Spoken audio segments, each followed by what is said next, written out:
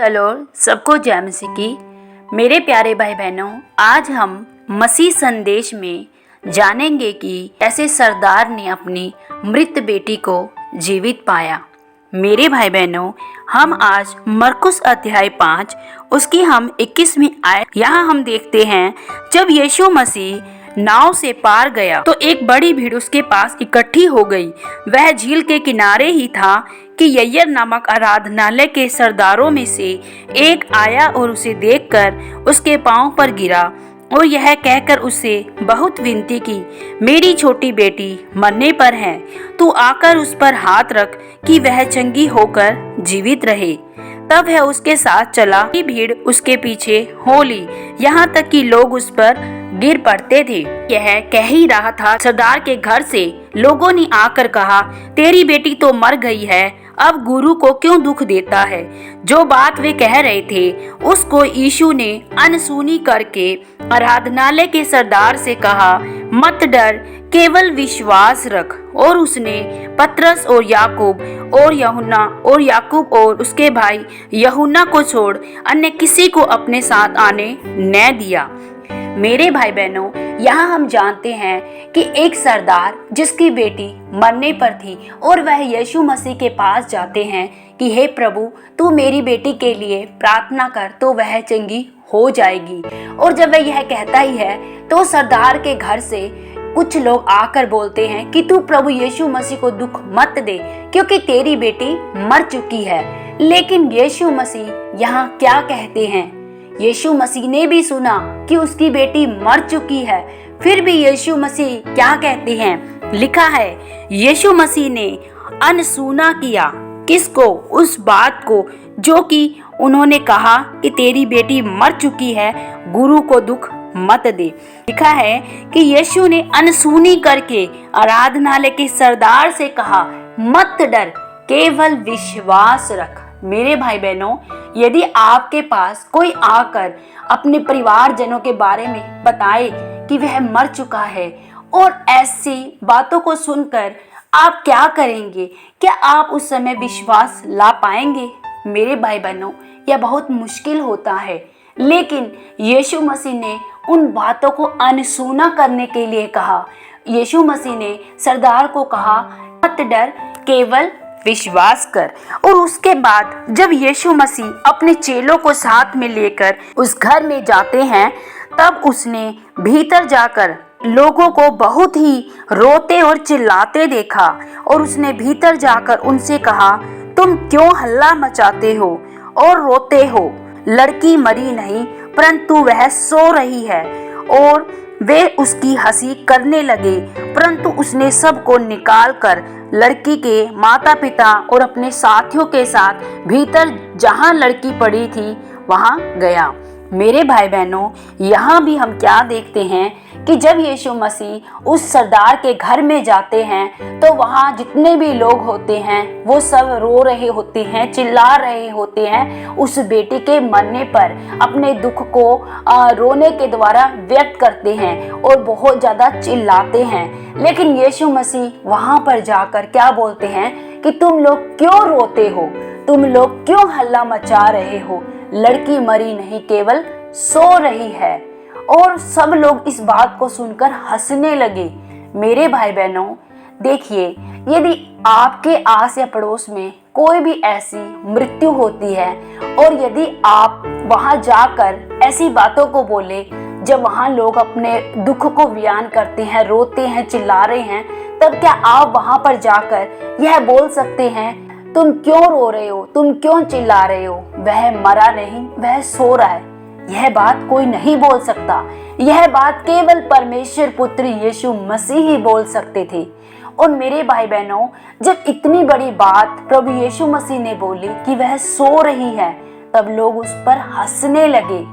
मेरे भाई बहनों, आज हम अपने समाज में भी देखते हैं कि जब हमारे जीवन में कुछ चीजें हमें नहीं मिलते हैं, तब हम भी विश्वास करते हैं कि निश्चय ही प्रभु मुझे देगा। लेकिन कुछ लोग हमें गिराने के लिए हम पर हंसते हैं, हमारा ठड्डा बनाते हैं, हमारा मजाक बनाते हैं कि हमें तो दिख नहीं रहा, तेरे जीवन में कुछ हो रहा है कि नहीं हो रहा, लेकिन तू रोज कहती है मुझे तो ये मिलेगा, मुझे प्रभु ये देगा, मुझे प्रभु ये देगा। मेरे भाई बहनों, यहाँ प्रभु यीशु मसीह ने सरदार से पहले ही कहा कि मत डर, केवल विश्वास रख। यहाँ प्रभु ने क्यों बोला कि मत डर? क्योंकि प्रभु जानते थे कि सरदार के विश्वास को कमजोर करने वाले कोई बाहर के नहीं होंगे, उसी के परिवार के लोग होंगे, उसी के आस पड़ोस के लोग होंगे जो उसको बोलेंगे कि तू भी हमारे साथ रो, तू भी हमारे साथ चिल्ला, क्योंकि तेरी बेटी मर चुकी है। लेकिन यीशु मसीह ने उन सब लोगों को अनसुना किया। मेरे भाई बहनों, प्रभु हमें भी हर समय हर परिस्थितियों में बोलते हैं कि आज भले ही तेरी परिस्थिति कैसी भी क्यों ना हो, क्या तू आज लोगों को सुनती है या तो मुझे सुनती है? यदि तू मुझ पर विश्वास करती है तो तेरे लिए सब कुछ हो जाएगा, और यदि तू विश्वास ना करे तो तेरे लिए कुछ भी नहीं होगा।